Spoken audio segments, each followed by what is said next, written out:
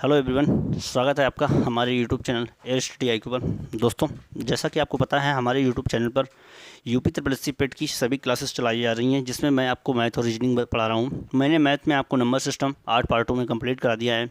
वो भी मैंने आपको उसमें कोई भी टाइप छोड़ी नहीं है, और मैंने उसके 2 पार्टों में क्वेश्चन भी कराए हैं।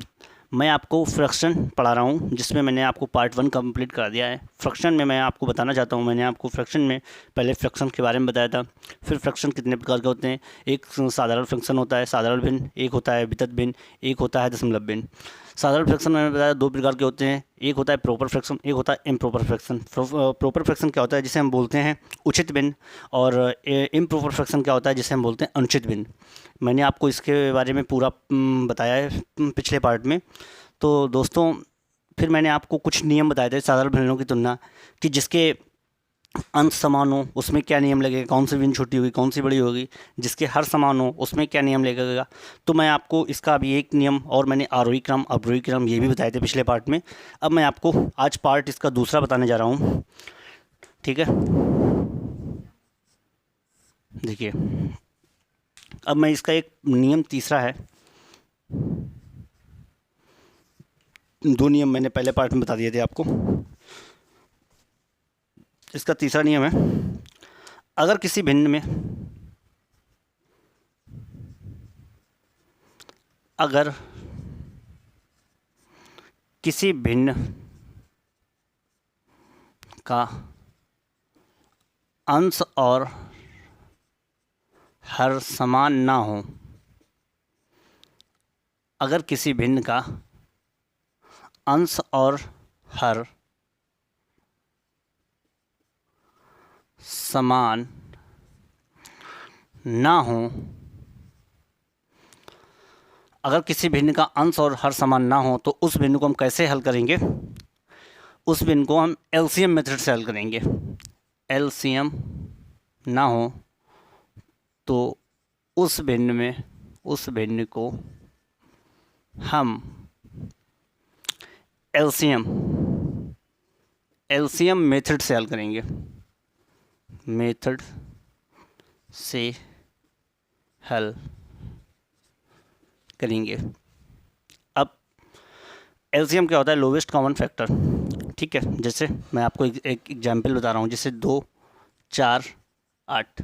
मुझे इसके अगर एलसीएम निकालना है, हम कैसे निकालते हैं इसका, तो 2 एकम 2, 2 दूनी 4, 2 चाकू 8, फिर 2 एकम 2, 2 दूनी 4, 2 एकम 2, 2 एकम 2। हमारा इसका एलसीएम क्या आएगा, 2 इंटू 2 इंटू 2, 2 दूनी 4 दूनी 8। हमारा इसका ये एलसीएम हो गया।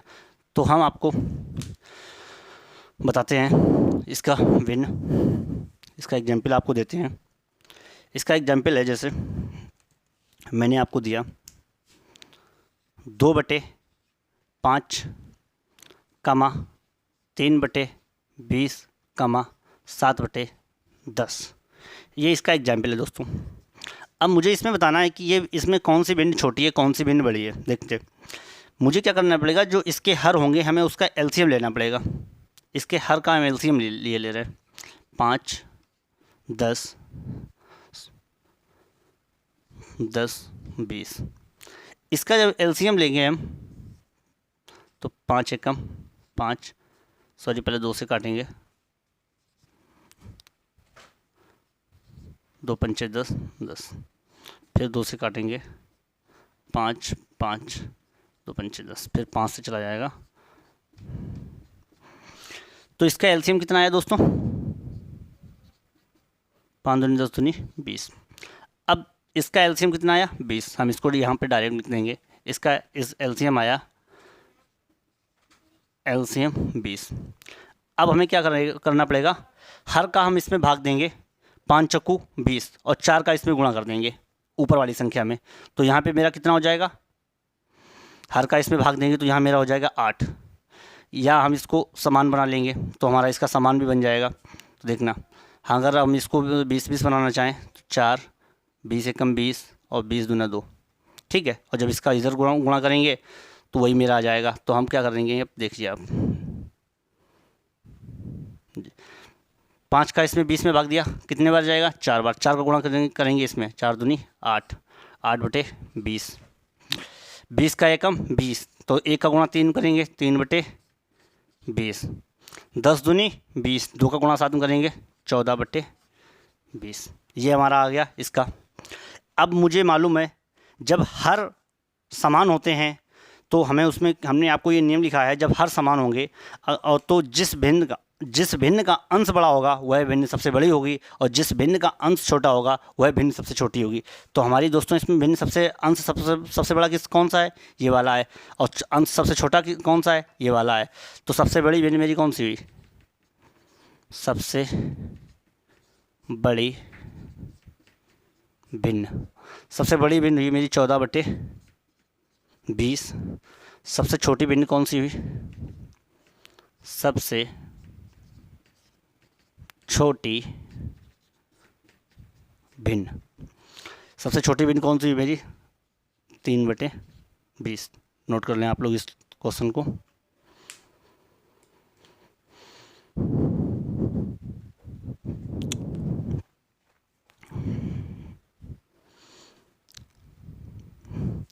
अब मैं आपको एक डिफरेंस मेथड इसी बताने जा रहा हूँ कि अगर आपको कोई सवाल डिफरेंस में आ जाए तो उसको कैसे लगाएंगे। देखिए, जैसे उसको कैसे पहचानेंगे, इसको हम बोलेंगे डिफरेंस मेथड। चौथे मेथड को बोलेंगे डिफरेंस मेथड। हम कैसे पहचानेंगे कौन सी भिन्न बड़ी। जैसे मैंने कोई भिन्न लिख दी 3/5, 5/4, 7/5, 9/5। ठीक दोस्तों, मैंने ये भिन्न लिख दी। आप क्या करेंगे, ये हमारी एक भिन्न, ये मुझे इस भिन्न में बताना है कौन सी भिन्न हमारी छोटी है, कौन सी भिन्न हमारी बड़ी है। मुझे क्या करना है, इन भिन्नों का डिफरेंस लेना है। इसका डिफरेंस कितना आया? 2। इसका कितना आया? 1। इसका कितना आया? 2। इसका कितना आया? 4। जो डिफरेंस हो उसका मुझे एलसीएम लेना है। डिफरेंस क्या निकले? 1, 2, 2, 4। अब अगर हम इसका एलसीएम लेंगे तो हमारा इसका एलसीएम आ जाएगा 4। ठीक, इसका एलसीएम 4 आ जाएगा। जब 4 आ जाएगा, अब मुझे क्या करने पड़ेगा, जो 2 ये इसका डिफरेंस होगा हम इसका इसमें भाग देंगे। कितने बार जाएगा? 2 बार। और 2 का इसमें गुणा कर दे देंगे, तो 2 बार गया, 2 दूनी 4, तो यहाँ पे कितना हो जाएगा? 6/5। ठीक, फिर इसका इसमें हम भाग देंगे 1 का, इसमें गुणा हो जाएगा, कितना हो जाएगा? 4×5 = 20। ठीक, अब हम इसका गुणा इसमें करेंगे, 2 दूनी 4, इसका इसमें हो जाएगा 14/5। फिर 4 का एकम 4, यहाँ हो जाएगा 9/5। अब यहाँ पे जो अंश बड़ा होगा वह भिन्न सबसे बड़ी होगी, जो अंश सबसे छोटा होगा वह भिन्न सबसे छोटी होगी। तो सबसे बड़ी भिन्न कौन सी होगी? सबसे बड़ी भिन्न कौन सी हो गई? 20/4। और सबसे छोटी भिन्न कौन सी हो जाएगी हमारी? सबसे छोटी भिन्न कौन सी हो जाएगी हमारी? 6/5। ठीक है दोस्तों, आप लोग इस मेथड को भी नोट कर लें। फिर हम आपको बताएंगे एक मल्टीप्लाई मेथड होता है। यहाँ लिख लें आप डिफरेंस मेथड, या आप लिख लें सार्वंतर मेथड, सार्वंतर पद्धति या difference method, difference method, difference method. एक मेथड होता है भिन्नों को तुलना जब की जाती है, एक होता है मल्टीप्लाई मेथड। अब हम आपको उसके बारे में बताएंगे, और आपको जो सरलता लगे, जिससे सरल लग जाए उससे आप भिन्नों की तुलना कर सकते हैं। आपने इसके स्क्रीनशॉट या लिख लिया होगा।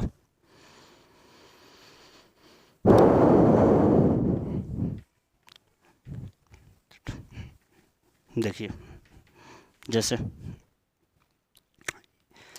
5वां मेथड होता है मल्टीप्लाई मेथड। मल्टीप्लाई मेथड,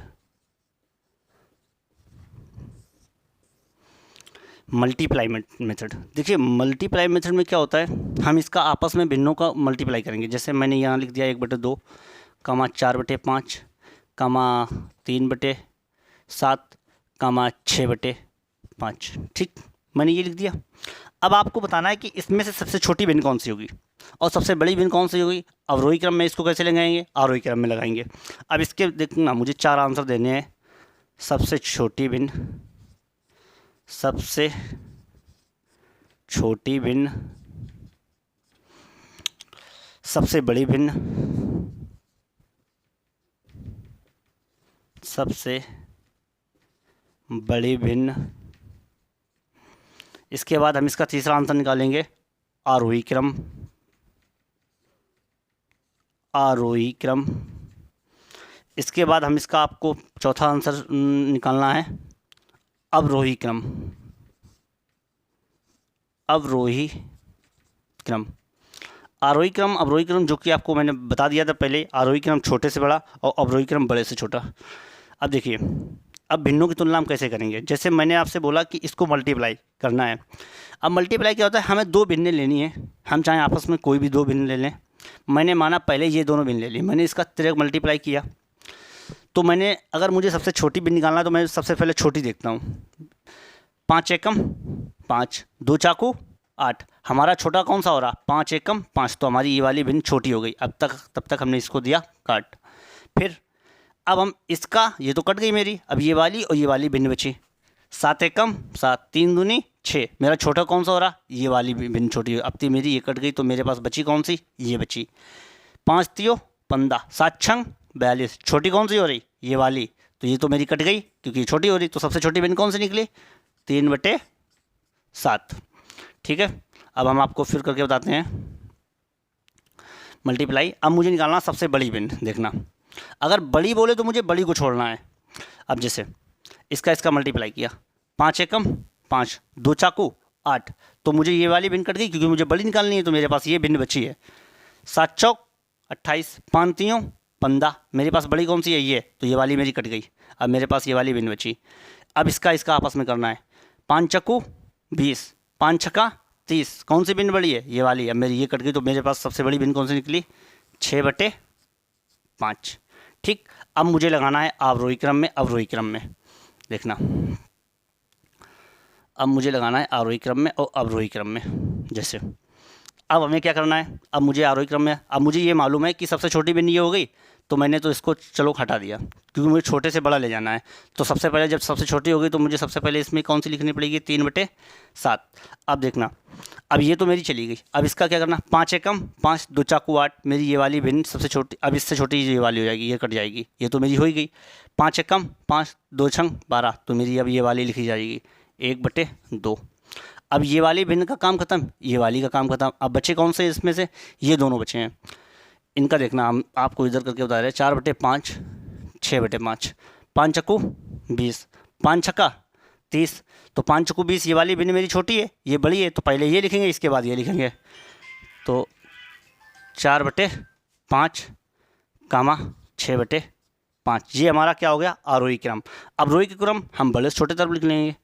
6/5 कामा 4/5 कामा 1/2 कामा 3/7।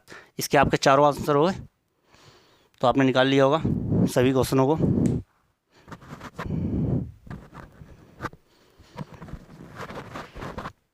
आपको कोई भी मेथड जो भी पसंद आए आप उस मेथड से लगाइए, लेकिन बस एग्ज़ाम में आपको ज़्यादा से ज़्यादा 30 सेकेंड मिलेंगे। 30 सेकेंड टाइम होता है। अगर आप एक ही क्वेश्चन में टाइम लगा देंगे, क्योंकि ये क्वेश्चन अगर आपको इसके कॉन्सेप्ट नहीं मालूम होंगे तो इन क्वेश्चनों में आप लोग टाइम लगाएंगे। और एक मेथड आता है दशमलव वाला, उससे भी हम आपको बता देंगे।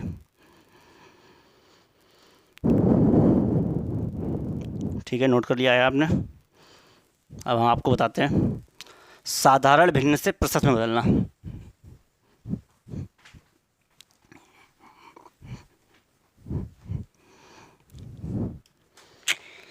साधारण भिन्न से प्रतिशत में बदलना।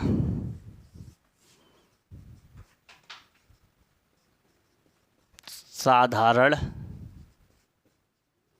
भिन्न को प्रतिशत में बदलना। प्रतिशत में बदलना,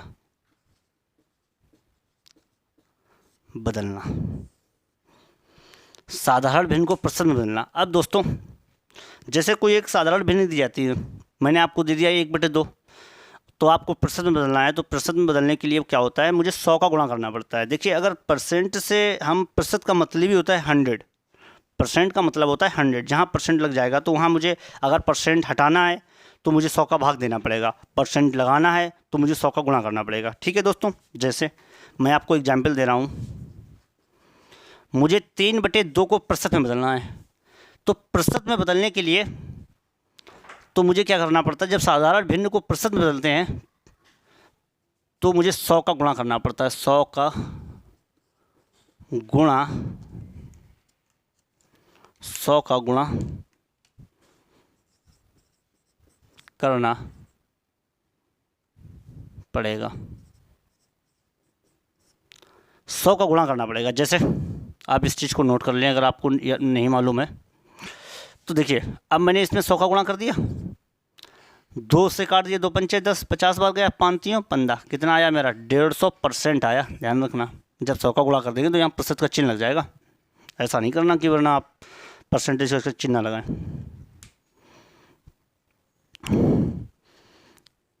तैयारी वगैरह जोरों शोरों से करते रहिए आप लोग, क्योंकि एग्ज़ाम इसका अगस्त लास्ट में या सितंबर में हो जाएगा, और आपको पहली बार में ये अपना एग्ज़ाम क्वालिफाइड करना है। मैथ में पूरे नंबर आएंगे आपके, अगर आप अपनी प्रैक्टिस सही से करते रहे। मैं इसका आपको और एग्जाम्पल देता हूँ। जैसे मैंने आपसे बोला 1/2 को मुझे प्रतिशत में बदलना है। देखिए, अब 1/2 को प्रतिशत में बदलना है, 100 का गुणा किया, काट दिए, 50% आंसर आ गया। और आप एग्जाम्पल लगा लीजिए, मैंने आपसे बोला 7/8 को परसेंटेज में बदलना है। मैंने इसमें 100 का गुणा किया, कितने हो गए, 7 × 100 700/8। काटिए, 8 से जब काटेंगे तो 8 × 8 = 64, 6 बचे, 0 60 हो गए, 8 × 7 = 56, 4 बचे, 0 लग गया, दशमलव लग गया, 0 हो गए, तो 8 पना और 8 × 5 = 40। हमारा कितना आंसर आया, 87.5%, 87.5% आंसर आया, अगर हम इसको भिन्न में चेंज करेंगे। ठीक है दोस्तों,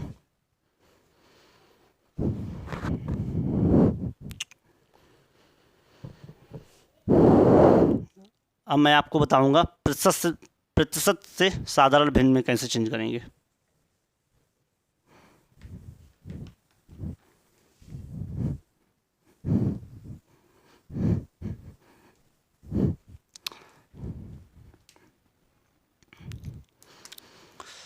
प्रतिशत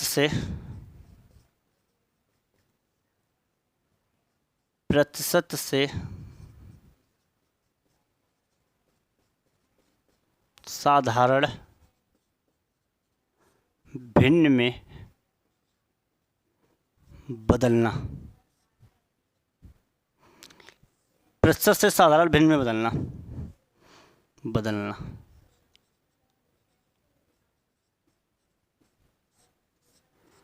ठीक, आप यहाँ लिख लेंगे, जब प्रतिशत से साधारण भिन्न में बदलेंगे तो 100 का भाग दिया जाएगा, भाग दिया जाएगा। आप इस चीज़ को ब्रैकेट में बंद करके नोट लिख लें। देखिए, अभी तक हम क्या कर रहे थे, साधारण भिन्न को प्रतिशत में बदल रहे थे, 100 का गुणा कर रहे थे। अब प्रतिशत को हम साधारण भिन्न में बदलेंगे तो 100 का भाग देंगे। ठीक है, हमारे उसमें जब क्वेश्चन में परसेंटेज का चिन्ह लगा होगा, उसको मुझे साधारण भिन्न में चेंज करना है, तो उसमें परसेंटेज का चिन्ह हट जाएगा। जैसे अगर आप इसको देखते हैं तो मैंने एग्जाम्पल दिया आपको, 40% को मुझे साधारण भिन्न में बदलना है। अब मैंने आपसे बोला 40%, परसेंट का चिन्ह हटा, यहाँ कितने आ गए 100, 0 से 0 काट दिया, बचा कितना 4/10। मैंने इसको काटा, 2 दूनी 4, 2 पंचे 10, हमारा इसका साधारण भिन्न क्या आया, यही तो आया। अब मैं आपको और एग्जाम्पल देता हूँ। जैसे मैंने आपको बोला 60% को चेंज करना है, करो। 60% से मैं परसेंटेज आया, 0 काट दिया, 6/10, इसको काट दिया, 3/5, हमारा यही आंसर आ गया। अगर इसके आप और एग्जाम्पल करना चाहें तो अपने मन से जो और भी कर सकते हैं एग्जाम्पल।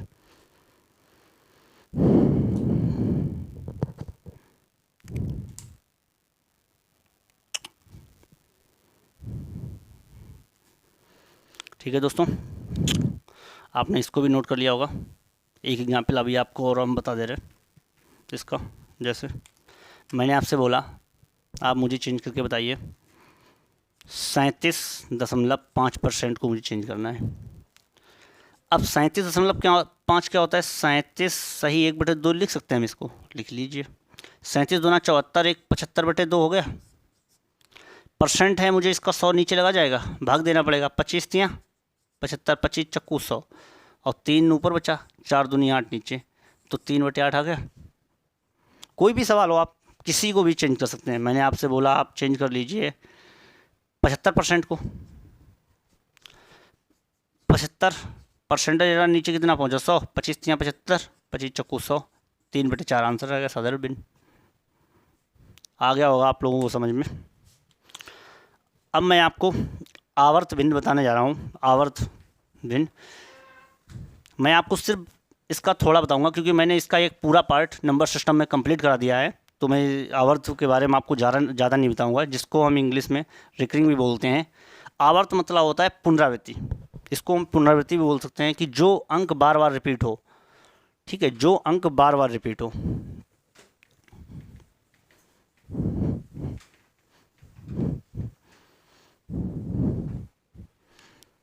आवर्त भिन्न, इसका नाम है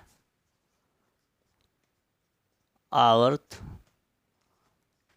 दशमलव भिन्न। मैंने नंबर सिस्टम में इसका पूरा कंप्लीट पार्ट कराया है, उसमें आपको अच्छे तरीके से बताया। अगर आपने नहीं पढ़ा हो तो आप उसको पार्ट को पढ़ लेना।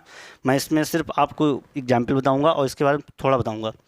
जैसे वह दशमलव बिंदु के बाद एक या अधिक बार आए, जैसे दशमलव बिंदु के बाद एक या अधिक बार आए, जैसे हम पुनरावृत्ति बोलते हैं कि अगर कोई अंक है, अगर वो बेर बेर रिपीट हो रहा है, मतलब अधिक बार आ रहा है, एक से अधिक बार। जैसे एग्जाम्पल मैं दे रहा हूँ आपको, 1/3 लिखा मैंने, इसको काटना, इसमें काटेंगे दशमलव लगेगा, 0 आएगा, 10, 3 त्रिका 9, 3 त्रिका 9, 3 त्रिका 9, ये कभी कटेगा? नहीं कटेगा ना।